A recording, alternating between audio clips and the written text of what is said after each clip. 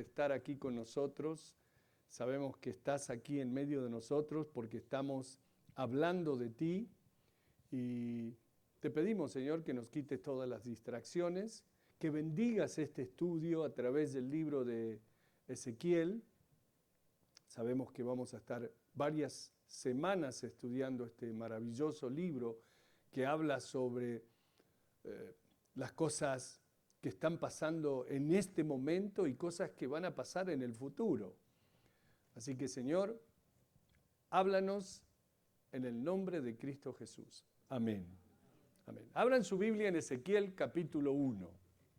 Ezequiel capítulo 1. El profeta Ezequiel dice: aconteció en el año 30, en el mes cuarto, a los 5 días del mes. Muchos estudiosos de la Biblia creen que se refiere a su edad, que en el año 30 de la vida de Ezequiel. Y puede ser porque esa era la edad que los judíos comenzaban el sacerdocio. Ezequiel venía de una familia de sacerdotes y a la vez era profeta. Y dice también en el mes cuarto del calendario babilonio, por supuesto, lo cual sería, el mes cuarto es junio-julio, así que sería el quinto día de junio o julio. Que estando yo en medio de los cautivos junto al río Quebar, o sea, ya había sido transportado, los cielos se abrieron y vi visiones de Dios. En realidad, Ezequiel comenzó a profetizar y a ver estas visiones 5 años después que había sido llevado a Babilonia al cautiverio. Y fue en el año 593 antes de Cristo que comenzó a profetizar y profetizó hasta el año 571, o sea, un término de 22 años profetizando. Otra cosa, Ezequiel fue llevado a Babilonia en el segundo ataque de Babilonia a Jerusalén. Así que fue llevado en el segundo cautiverio, en el año 597, al mismo tiempo que, y esto lo vimos cuando fuimos a través de Segunda de Reyes, capítulo 24, y también hablamos de esto en el libro de Jeremías. Al mismo tiempo que Ezequiel fue llevado a Babilonia, el rey Joaquín, también cautivo. Hubo 3 ocasiones donde los ejércitos de Nabucodonosor fueron contra Jerusalén, llevando gente cautiva a Babilonia. Y básicamente Ezequiel fue enviado por Dios a Babilonia a profetizar a los cautivos, a los judíos que habían sido llevados a Babilonia. Jeremías, recuerdan, fue dejado en Jerusalén a profetizar a los que habían quedado allí. Cuando Ezequiel comenzó su profecía, Jerusalén todavía estaba en pie, todavía no había sido quemada y destrozada. Ahora, en Babilonia había falsos profetas que le decían a la gente que no se establezcan, no construyan casas. Dios pronto derrotará a Babilonia y nosotros regresaremos a Jerusalén. El Señor nos liberará, regresaremos todos juntos muy pronto a Jerusalén. No se establezcan aquí, no hagan de este país, de esta nación, su nación. Jeremías al mismo tiempo había escrito diciendo: no escuchen a los profetas o a los que se llaman profetas quienes les dicen que no se establezcan en Babilonia, sino establezcanse allí porque estarán allí por 70 años, les decía Jeremías, y que es el tiempo que estuvieron en cautiverio. Y Jeremías le dice, es más, muchos de ustedes morirán en Babilonia. Así que acostúmbrense al hecho de que deben establecerse, hagan de la situación lo mejor posible. Y nosotros estamos aquí en este país. Y muchos bueno, en mi tiempo veníamos, ya no, ya ahora la gente viene a quedarse, pero en mi tiempo veníamos a juntar un poco de dólares y ya nos queríamos ir.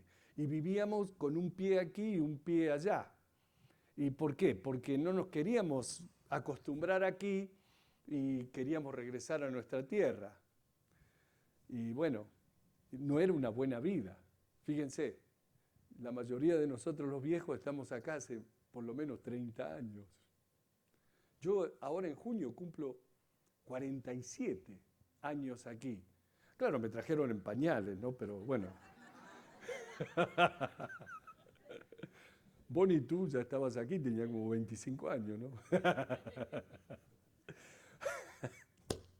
Bueno, entonces, lo que vemos aquí que había dos escuelas de profetas, los profetas verdaderos y los profetas falsos. Y Ezequiel, verdadero profeta de Dios, les estaba declarando lo mismo que Jeremías les estaba declarando a la gente en Jerusalén, que Jerusalén no sería restaurada inmediatamente, sino que Jerusalén sería completamente destruida por Babilonia. Ahora, como les decía, Jeremías estaba escribiendo desde Jerusalén, pero Ezequiel está en medio de ellos, en Babilonia, diciendo, escuchen la palabra del Señor, establezcanse aquí porque van a pasar un largo periodo de cautiverio. Así que en el comienzo de las profecías de Ezequiel, él comienza su profecía antes de que Jerusalén fuera destruida. Y en el comienzo de sus profecías les está prediciendo la destrucción de Jerusalén. Ahora, al avanzar en su profecía, cuando pasa el tiempo y la profecía se cumple y Jerusalén es totalmente destruida, entonces ahí cambia. Hay un cambio en las profecías de Ezequiel y está ahora alentando a la gente que Dios en su tiempo va a restaurar nuevamente la gloria de Israel. Ahora, Ezequiel dice que vio la gloria de Dios apartarse de Jerusalén por la puerta del oriente. Pero al continuar, son cosas que estoy anticipando, ¿no? Como para explicar más o menos de lo que se trata. Al continuar las profecías y ver que el pueblo está desanimado, cuando ellos escuchan las noticias de que Jerusalén ya había sido devastada y destruida, entonces ahí, ¿qué hace? Comienza a alentarlos, a decirles, hey, Dios va a obrar nuevamente en medio de su pueblo, la gloria de Dios regresará, la gloria de Dios llenará la casa y la gloria posterior será mayor a la primera gloria. Y es interesante porque en un sentido Israel aún no ha visto esa gloria. Sí, están viviendo en tiempos gloriosos porque estuvieron ausentes por 1900 años y ahora están de regreso, pero aún no han visto lo máximo. Dios aún restaurará su gloria sobre Israel, sobre Jerusalén y sobre todo Israel. Va a haber tiempos duros en los intermedios y aún así la obra de Dios se consumará sobre su pueblo. De manera que las profecías de Ezequiel van aún más allá de estos días, de nuestros días. Ezequiel, en sus visiones, vio la restauración completa de la tierra. Él vio la nación de Israel renaciendo y predijo que cuando Israel naciera de nuevo como una nación, que Rusia la invadiría.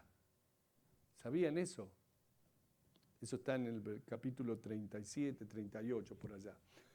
Y cuando avancemos en la profecía de Ezequiel, entraremos en estas cosas, en todas estas cosas interesantes y maravillosas, porque realmente nos vamos a mover a tiempo futuro, hacia tiempo que todavía no ha, porque Israel todavía no ha atacado, Rusia no ha atacado a Israel. Y no solo veremos lo que está sucediendo ahora, sino que Ezequiel continúa avanzando y veremos cosas que suceden, que van a suceder en un año posiblemente, o en 5, o en 10, pero no muchos más. Y luego Ezequiel avanza incluso más allá de esos y veremos cosas que sucederán en Israel durante la era del glorioso reino de Cristo Jesús, cuando Jesús nuevamente entre por la puerta de la ciudad y establezca su reino aquí sobre la tierra, lo cual va a ser en Israel. De manera que la profecía de Ezequiel realmente comienza desde este punto, cuando tenía unos 30 años de edad, cuando la palabra del Señor vino sobre él y vio todas estas visiones de Dios, lo cual fue, como les dije, antes de la caída y completa destrucción de Jerusalén, y lo describe aquí su visión, y él describe aquí su visión de Dios. Así que hubo varios que tuvieron visión del trono de Dios. Isaías capítulo 6 tuvo una visión del trono de Dios. Ezequiel tuvo una visión del trono de Dios. Juan en el Nuevo Testamento también tuvo una visión del trono de Dios. Y así desde el entendimiento, la comprensión de estos hombres, nosotros reunimos nuestra información acerca de lo que es el trono de Dios y acerca de la escena celestial. Por eso es hoy que decimos que es, oh, wow, el trono de Dios es de esta manera.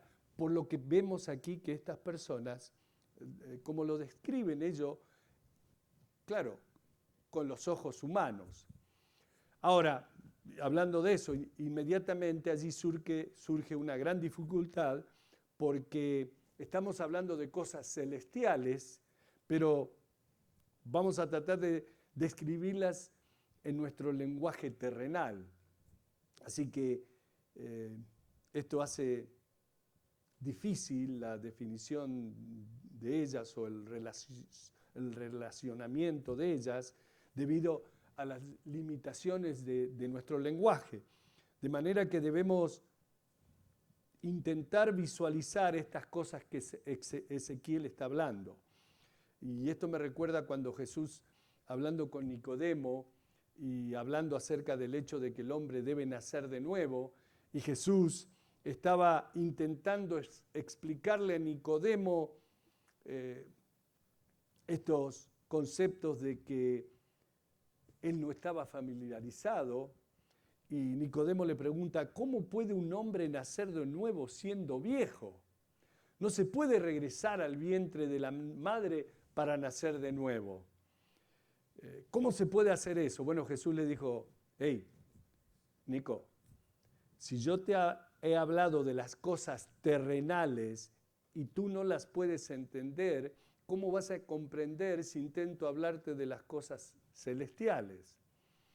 Y la Biblia dice que nadie comprende las cosas de Dios sino que el Espíritu se las revela.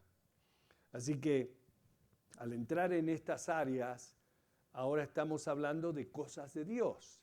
Y definitivamente necesitamos la ayuda del Espíritu Santo en nuestro entendimiento y comprensión de estas cosas, para que podamos tener un vistazo de ellas. Yo estoy convencido, completamente convencido, de que lo que vieron ellos y nos están describiendo, nosotros también lo vamos a ver cuando entremos en la escena celestial. No sé cuál va a ser el primero que entres en esa escena celestial, pero Después nos cuentan, ¿eh? Y creo que es bueno que nos familiaricemos lo mejor posible con estas cosas. Porque escuchamos a la gente hablar cada barbaridades. Ahora que falleció mi suegro y escuchaba al cura que hizo la misa hablar de las cosas terrenales y de dónde va la gente y que todas cosas que inventan, porque nada bíblico. No tienen noción la gente de cómo es el cielo porque nunca han leído la Biblia. Tengo mis dudas de que algunos sacerdotes han leído la Biblia, porque no pueden decir las barbaridades que dicen. Pero bueno, por eso es bueno que nosotros sí lo sepamos. Versículo 2. En el 5.º año de la deportación del rey Joaquín, a los 5 días del mes, así que Ezequiel dice que este era el 5.º año el 5.º año en que Joaquín había sido llevado cautivo a Babilonia. Sedequías era el actual rey en Judá. ¿Recuerdan? A ese que le quitaron los ojos cuando lo llevaron cautivo. Ahora, este Joaquín es interesante. Yo me llamo Joaquín también. Mi segundo nombre es Joaquín, porque era el nombre de mi abuelo. Este Joaquín solo había reinado por 3 meses cuando Nabucodonosor, el rey de Babilonia, fue y lo tomó cautivo junto con su madre y toda su familia y otros de Judá. Así que dice, vino palabra de Jehová al sacerdote Ezequiel, hijo de Buzi, en la tierra de los caldeos, junto al río Quebar, vino allí sobre él la mano de Jehová. Como les dije antes, Ezequiel era profeta, pero aquí también vemos que era sacerdote, venía de familia de sacerdotes. Versículo 4. Y miré, y aquí venía del norte un viento tempestuoso. El norte aquí, supuestamente, sería el lugar de la morada de Dios. Y digo supuestamente, porque en Isaías, cuando habla de que Satanás, recuerdan en el capítulo 14 de Isaías, que se exalta a sí mismo, Satanás dice, ascenderé a los lados del norte, como que voy a llegar a la altura de Dios. Y se cree que en relación, por supuesto, a la tierra, que ese reino de Dios está en algún lugar en el área del norte. Así que este viento tempestuoso venía del norte. Ezequiel estaba en Babilonia cuando vio esto, y dice, y una gran nube con fuego envolvente. ¿Alguna vez han visto un fuego envolvente, un fuego así? ¿Nadie? ¿Nadie ha visto una centella? ¿No? Que es una bola de fuego que va girando sobre el alambre, sobre los cables. Yo he visto un par de veces eso cuando vivía en el centro del país. Viví un año en Missouri y las tormentas ahí son horribles.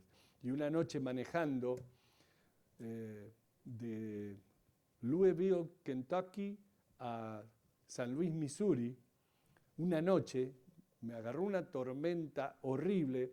Yo iba de un restaurante a otro restaurante visitando. Y una tormenta horrible de rayos y relámpagos. Y veía por los cables que pasaban bolas de fuego, así. No sabía ni lo que era.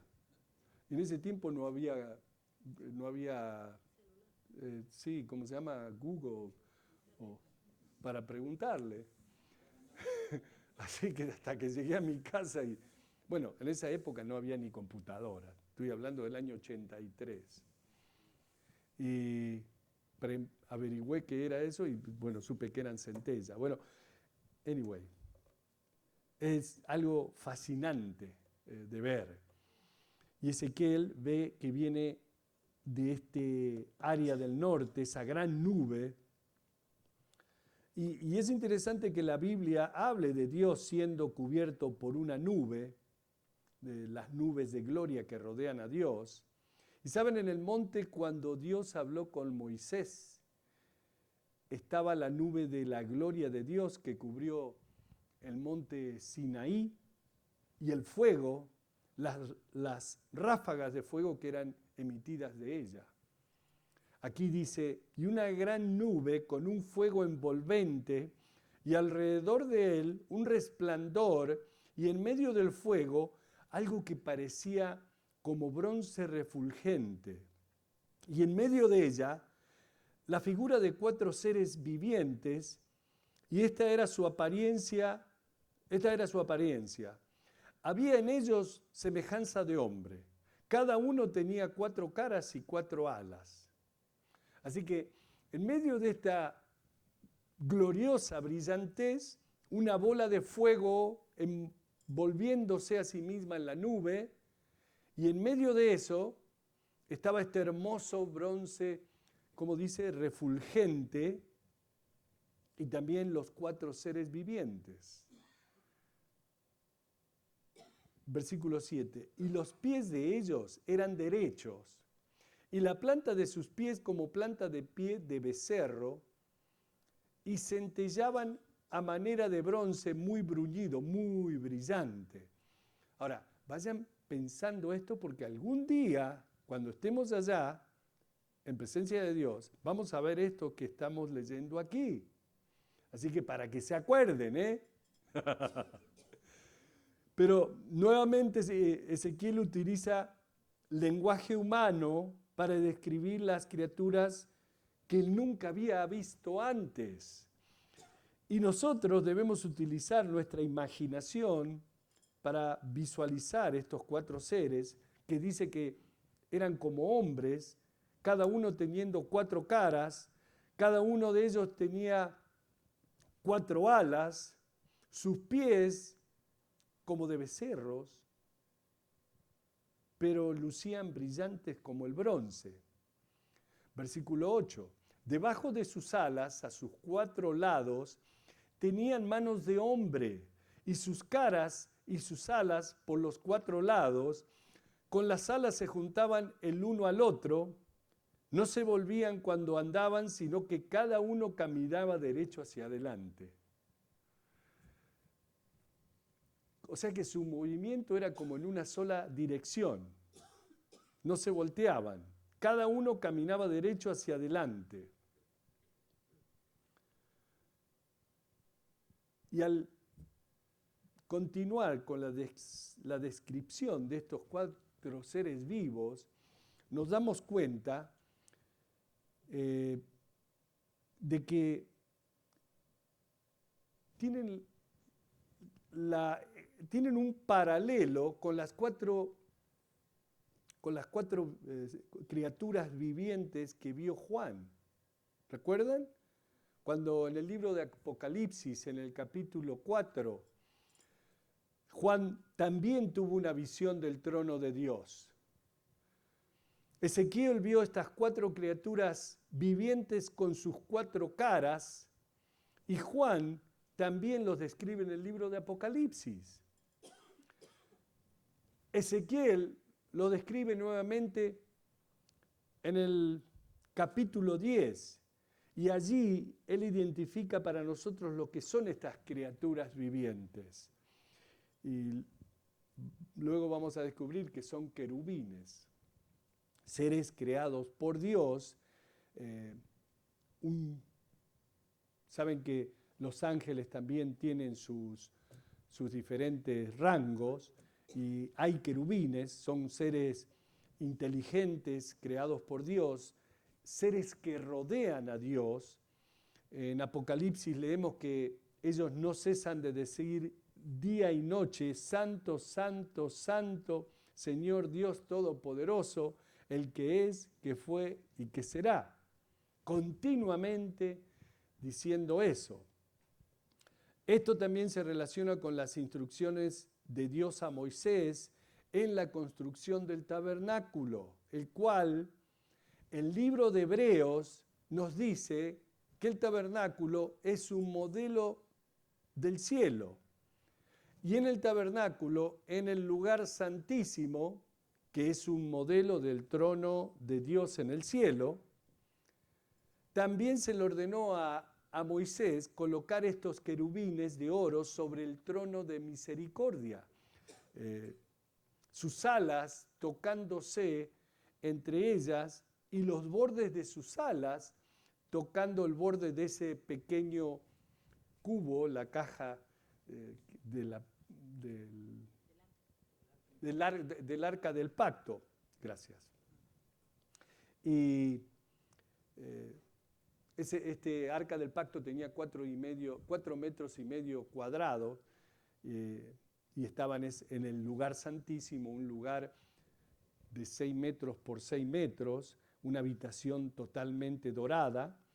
Y este nuevamente es el modelo de las cosas celestiales, para que nos vayamos acostumbrando. Así que están estas criaturas, estos querubines vivientes, criaturas vivientes, sin duda sumamente inteligentes, a pesar de que luzcan tal vez como una clase de fenómeno en cuanto a la combinación de 4 caras y pies como de becerros, pero aún así ellos son criaturas que están allí alrededor del trono de Dios. En el versículo 10 ahora dice, Ezequiel continúa describiendo, dice, y el aspecto de sus caras era cara de hombre y cara de león al lado derecho de los 4 y cara de buey a la izquierda en los 4, asimismo en los 4 caras de águila. O sea que cada uno de los 4 seres vivientes tenían 4 caras que simbolizaban la naturaleza perfecta de Dios. Algunos creen que el león representaba la fuerza, el buey el servicio diligente, el hombre la inteligencia, el intelecto, y el águila la divinidad. Otros los ven como las criaturas más majestuosas de Dios y dicen que representan a la creación entera. Ahora, es interesante, pero los padres de la iglesia primitiva, o sea, los primeros cristianos, veían una conexión entre estos seres y los 4 evangelios. Por ejemplo, el león con Mateo, que presenta a Cristo como el león de Judá. El buey con Marcos, que presenta a Cristo como el siervo. El águila con Juan, que presenta a Cristo como el Hijo de Dios. El hombre con Lucas, que presenta a Cristo como el hombre perfecto. Y es interesante porque la visión de Juan en Apocalipsis capítulo 4 hace un paralelo con esta visión de Ezequiel aquí. Versículo 11 dice, así eran sus caras y tenían sus alas extendidas por encima, cada uno 2, las cuales se juntaban y las otras 2 cubrían sus cuerpos. Y cada uno caminaba derecho hacia adelante, hacia donde el Espíritu les movía que anduviesen, andaban, y cuando andaban no se volvían. Cuando iban no miraban para ningún lado. Cuanto a la semejanza de los seres vivientes, su aspecto era como de carbones de fuegos encendidos, como visión de hachones encendidos, o sea, de antorchas encendidas, que andaba entre los seres vivientes, y el fuego resplandecía, y del fuego salían relámpagos. Y los seres vivientes corrían y volvían a semejanza de relámpagos. Así que podían moverse con la velocidad de